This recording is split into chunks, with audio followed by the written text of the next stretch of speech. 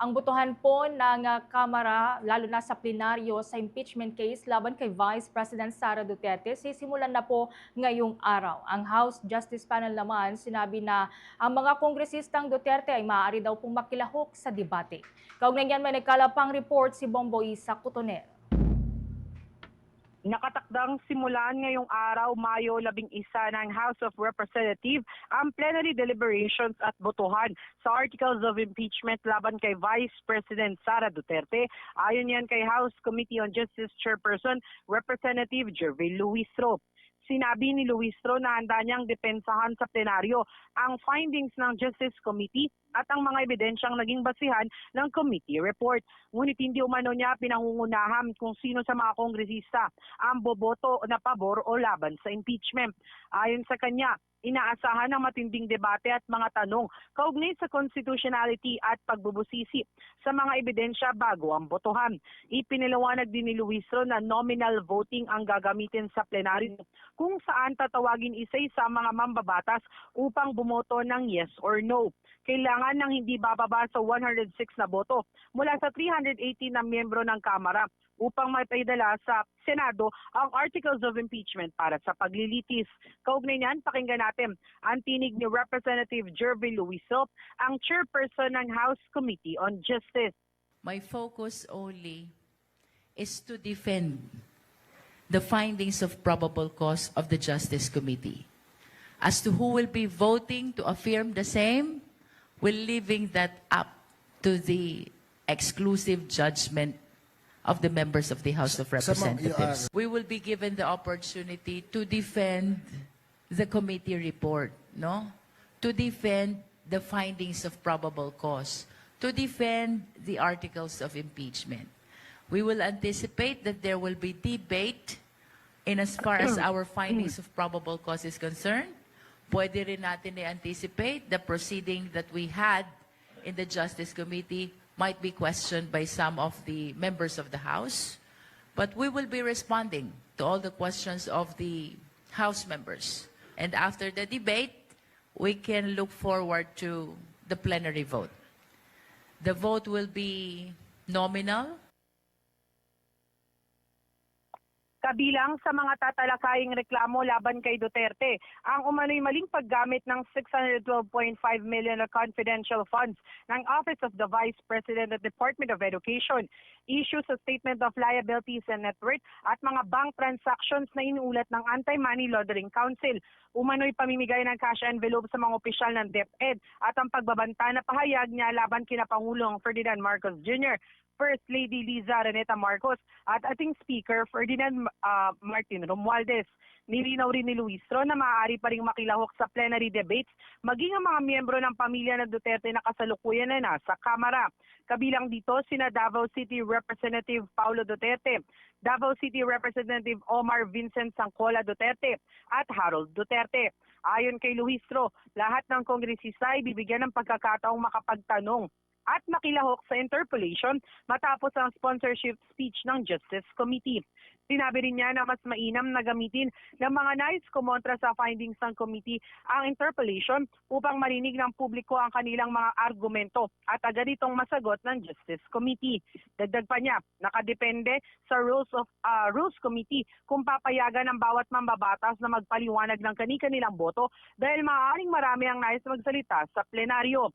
Samantala, naniniwala rin ang chairperson ng komite na may epekto na umano sa posisyon ng publiko ang impeachment proceedings kaugnay ng posibleng pagtakbo ni Vice President Sara Duterte sa 2028 presidential elections.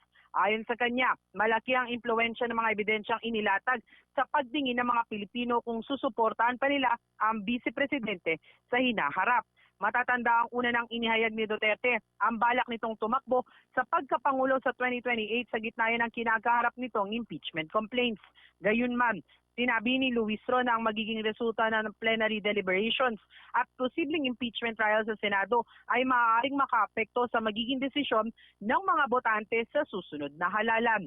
Muli, ang tinig ni Representative Jervil Luistro. Po naniniwala na malaki ang epekto nitong impeachment trial na ito on the possibility of the President, of the Vice President, being elected in 2028. I think the issue now is whether she will be elected or not, because the fact of running has been pronounced already by her, no? I express my faith to the sovereign Filipino people that whatever will be the decision of the impeachment court, as a matter of fact, I believe that the proceeding in the Justice Committee already affected the position of the Filipino people on whether or not they will be supporting VP Sara for President. Mula sa Kamara, Bumbuisa. ito, Bumbuisa. Genesis. Mga anong oras yung inasang pagsisimulan nito? And by the way, para sa mga listeners, mga viewers ng Bombo Radio Philippines, magkakaroon tayo ng special coverage para dito. So pwede nilang abangan sa ating mga pages mamaya, sa Facebook, sa YouTube ng Bombo Radio Philippines. So mga anong oras yung pwedeng abangan na ng ating mga listeners, mga viewers, Bumbuisa?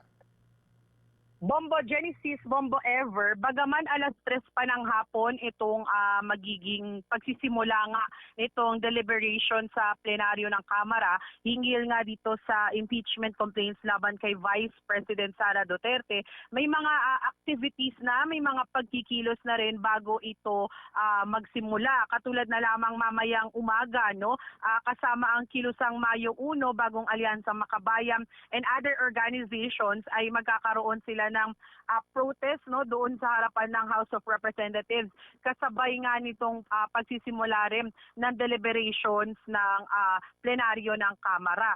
So yan yung aasahan natin ngayong umaga. Samantala itong grupong meron ding grupo na magsasagawa itong People's Impeachment Movement na as of 12 noon pa lang ay magkakaroon sila ng misa doon dito rin sa may House of Representatives, at magkakaroon din sila ng marcha papunta naman doon sa plenary hall mula doon sa People's Center.